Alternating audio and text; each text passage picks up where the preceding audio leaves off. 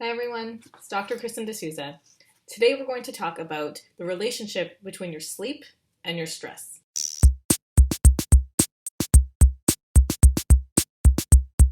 When we talk about sleep and stress, we're talking about two main hormones.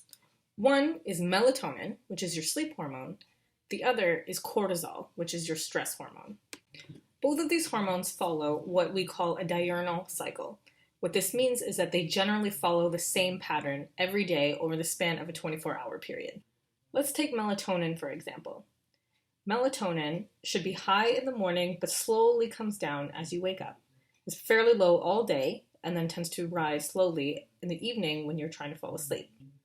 Cortisol is a little bit different. Cortisol rises first thing in the morning and then comes down slowly over the course of the day and should be lowest in the evening before you go to sleep. What you'll notice about these two graphs is that when melatonin is high, cortisol is low, and vice versa. Now this pattern is a little bit different for someone who is under a lot of stress.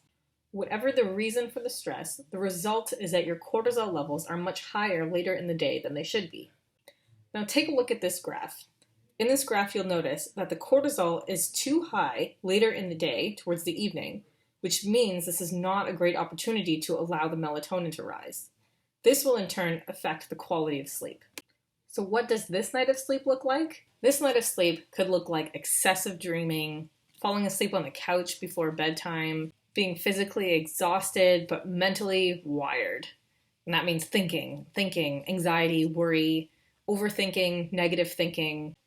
More than anything, you know you've had a poor quality sleep when you wake feeling exhausted.